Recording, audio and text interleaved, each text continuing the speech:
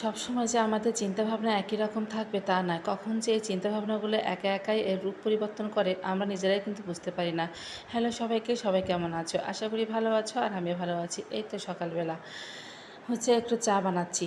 তো গ্যাসে গরম জল বসিয়ে দিয়েছি, আদা দিয়েছি, দিয়ে দিলাম চিনি। চিনি নিয়ে আসছে কিন্তু বয়ামটা এখনও পরিষ্কার করা হয়নি। আসলে চিনি আজকেই গতকালকে ফুরে গেছিলো, যার জন্য আর ধোয়া হয়নি। তো ভাবলাম একদম বয়ামটা পরিষ্কার করে ধুয়ে তারপরে চিনিটা রেখে দেবো।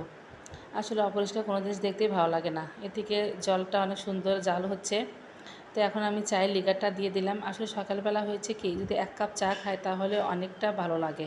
সারাদিন অনেক ফ্রেশ লাগে আর কি, আর কাজকাম করতে কোনো অসুবিধা হয় না। তো এদিকে চা আমি বানিয়ে নিয়েছি। আমার মেয়েটা একদম বাড়িতে বিস্কিট আর মুড়ি নিয়েছে। আর আমার কাছে মনে হয় কি, যত বিস্কুটই খাই না কেন, চায়ের সাথে যদি 1 মুঠ মুড়ি হয় তাহলে কিন্তু খেতে বেশ ভালো লাগে। তো যেহেতু সকাল থেকে তেমন কিছু খাইনি, এখন বাজে সকাল 9টা, তো ওই জন্য ভাবলাম যে একটা বিস্কিট খেয়ে একটু জল খেয়ে নিই, কারণ খালি পেটে কখনোই চা খেতে নেই। তো আমিও খাই, আবার আমার বাচ্চাদেরকেও সেটাই শিখিয়েছি আর কি। তো চাটা খাবার শেষ। তো এখন চায়ের যে কাপগুলো আছে মগগুলো, সেগুলো ধুয়ে নিচ্ছি। আসলে মনে মনে ভাবছি যে যে কয়েকদিন আমার মা ছিল আমার কাছে, এই কাজটা আমাকে করতে হয়নি। আসলে চা খাওয়া শেষ হওয়া মাত্রই মাই নিয়ে যেত, যদিও না করতাম তারপরেও শুনতো না। আসলে এটাই ব্যাপার, মা বা বোন এরা কাছে থাকলে অনেক কাজ সুবিধা হয়। এরা কখনই কাজ দেখে চুপচাপ থাকতে পারে না। তো মা চলে গেছে, এখন আমার কিন্তু এটাই মনে পড়ছে। তো যাই হোক, আমি সুন্দর করে কাপগুলো গুছিয়ে নিচ্ছিলাম। তো যেহেতু এখন 9টা থেকে 9:30 বাজে, তো সকালের চা বিস্কুট খাওয়া হলো, কিন্তু ভাতটা তো আমার না খেলে চলবে। আর আমি সকালে তেমন একটা ভাত খাইও না, আমার ভালোও লাগে না। চা বিস্কুট খেলে আমার দুপুর পর্যন্ত আমি থাকতে পারি, কিন্তু বাচ্চারা আছে দিব্য কাব্য, ওরা তো খাবে। ওই জন্য আমি একটু চাল বেশি নিই আর একটা বড় আলু সিদ্ধ দিয়ে দিলাম, যে ভাতটা হলে ওরা যখন খাবে সমস্যা নেই। তো ভাতটা বসিয়ে দিয়ে এখানে মান কচু গতকালকে কুচি করে রোদ্রে দিয়েছিলাম। আর এইভাবে কুচি করে রোদ্রে দিলে দেখা যায় যখন মচমচে শুকানো হয়ে যায়, তখন কিন্তু এটা তেলে ভেজে খেলে অনেক মজা লাগে। এটা আমার ঠাকুমাকে আমি ছোটোবেলায় দেখেছি। তো যেহেতু ছিল ঘরে, নষ্ট করার চাইতে রোদ্রে দিয়ে শুকাবো তাহলে খেতে ভালো লাগবে, তো রোদ্রে দিয়ে দিয়েছি। আর এটা নিয়ে এসছে ওল কচু। তোমরা কে কে চেনো এই ওল কচু জানি না, কিন্তু এটাও কিন্তু একটা মজার খাবার। তো গতকালকে নিয়ে আসছে। আসলে আমি বলেছিলাম যে ভাদ্র মাসে ওল খেতে হয়, ওই জন্য ওর বাবা রাত্রিতেই নিয়ে আসছে। তো আমি ওলটা কেটে নিলাম। এই ওল কচু আমি আজকে ভর্তা করব। আজকে দুপুরে আমি তেমন কিছু আইটেম করব না, একটু ওল কচু ভর্তা করব আর ছোটো মাছ দিয়ে, আর লাইয়ের ডগা আলু পেঁয়াজ রসুন দিয়ে একটু হাতে মাখা চচ্চড়ি করব। তো লাইয়ের ডগা তো কালকে নিয়ে আসছিলো, তোমরা যারা আমার ভিডিও দেখেছো তারা তো অবশ্যই জানো। তো এই ডগাগুলো আমি কেটে রেখেছিলাম, কালকে রান্না করে নিই। আর শাকগুলো আলাদা করে রেখেছি, আর ডগা আর কিছু শাক দিয়ে আজকে আমি চচ্চড়ি করব ছোটো মাছের হাতে মাখিয়ে। এটা কিন্তু খেতে বেশ ভালো লাগে। তো এদিকে ওল কচুটা ভাবলাম যে একটু প্রেশার কুকারে সিটি দিয়ে নেই। আসলে আমি আজকে চিন্তাভাবনা করেছিলাম যে যেহেতু অল্প রান্নাবান্না, আমি গ্যাসে রান্না করব।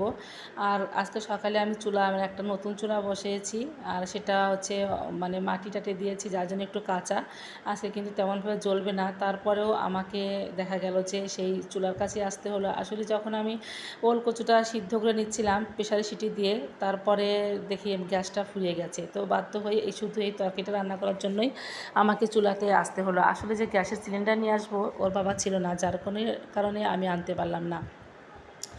তো যাই হোক, এখানে সব কিছু গুছিয়ে নিয়েছি। এই তো ছোটো মাছ, তো একটা ডিম পোস্ট করে নিচ্ছি মেয়ের জন্য। আসলে ও তো ছোটো মাছ খেতে পারে না, সব ধরনের মাছই খায়ও না, বাচ্চা মানুষ যা হোক। তো এদিকে আমি মাছগুলো সুন্দর করে ভাজি করে নিচ্ছি, একটু হালকা ভাজি করে নেবো। আসলে কাঁচা মাছ দিয়ে রান্না করলে বেশি মজা হয়, কিন্তু ওর বাবা একটু কাঁচা মাছ খেতে পারে না, যার জন্য হালকা একটু এপিট ওপিট করে নেবো, যাতে একটু কাঁচা কাঁচাই থাকে। তো যাই হোক, সরিষার তেল দিয়ে রান্না করলে এই একটা জ্বালা, তো অনেক ফেনা উঠে যায়। তো এখন আমি কড়াইটা নামিয়ে নিয়েছি, আর কড়াই যে তেল ছিল সেই তেলের মধ্যে আলু পেঁয়াজ রসুন কুচি দিয়েছি, কাঁচামরিচ দিয়ে এখন তো আদা দেইনি, জিরার গুঁড়া ধনিয়ার গুঁড়া আর মরিচের গুঁড়া দিয়ে দিলাম, হলুদের গুঁড়া আর লবণ দিয়ে ভালো করে একটু মেখে নেব। আর এত সুন্দর করে মেখে নেব যাতে মাখানোর মধ্যে অর্ধেক রান্নাটা হয়ে যায়। তো দেখেই কিন্তু লোভ হচ্ছে, এত সুন্দর কালার হয়েছে। তো এখন লাইয়ের ডগাগুলো দিয়ে দিলাম। অনেকে বলতে পারো যে লাইয়ের ডগা দিয়ে আবার মাছের চচ্চড়ি খায় নাকি। এটা কিন্তু যারা খাও তারা তো জানোই এর স্বাদটা কী, আর যারা খাও না তারা অবশ্যই একবার এই স্বাদটা বুঝিয়ে নেবে, খেয়ে বুঝতে পারবে যে কেমন লাগে। তো এই তরকারিটা কিন্তু হাতে মাখিয়ে কিন্তু অর্ধেক রান্না হয়ে যায়। তারপরে আমি একটু হালকা জল দিয়ে তারপর ঢেকে দিয়েছিলাম। এখন ঝোলে বলক উঠে গেছে। আর আজকে চুলাটাতে রান্না করতে আমাকে অনেক বিরক্ত করেছে। মানে আমি ভাবতে পারিনি যে আজকে চুলাতে রান্না করতে এসে এত মানে কষ্ট ভোগ করতে হবে। শুধু মানে একটু করেই নিভে নিভে গেছে একটু পরই। তো যাই হোক, আমি অনেক কষ্ট করে তরকারিটা নামিয়ে নিয়েছি, কিন্তু খেতে অসম্ভব মজা হয়েছিল। আর কালারটা দেখে কিন্তু বোঝা যাচ্ছে। তোমরা কে কে এইভাবে চটচটি খাও অবশ্যই কিন্তু জানাবে। তো এখন হচ্ছে ওলকচুটা ভর্তা করব। তোমরা কীভাবে কে এরকম ওলকচু ভর্তা করো যায় না। আমি কিন্তু ওলকচু ভর্তা করলে এর মধ্যে সরিষা বাটা দিয়ে দিই। বাটা বলতে একদম পানি ছাড়া শুধু সরিষা গুঁড়া করে নেব। এইভাবে সরিষা দিয়ে যদি ওল ভর্তা করা যায় খেতে কিন্তু বেশ মজা লাগে। তোমরা কে কীভাবে খাও জানিও। যদি এইভাবে কেউ খেয়ে থাকো সেটাও জানিও। তো এখানে সরিষা গুঁড়া করে নিয়েছি, শুকনো মরিচ ভাজি করে নিয়েছি, লবণ আর তেল, সরিষার তেল একটু বেশি করে দিয়েছি। আমি ভেবেছিলাম যে ওল হয়তো বা একটু গলা ধরতে পারে, কিন্তু না, এত মজা হয়েছিল মনে হচ্ছিল যে মসুরির ডাল ভর্তা খাচ্ছি, এতটাই মজা। আসলে দুপুরে এই দুটো আইটেম এত সুন্দর হয়েছিল।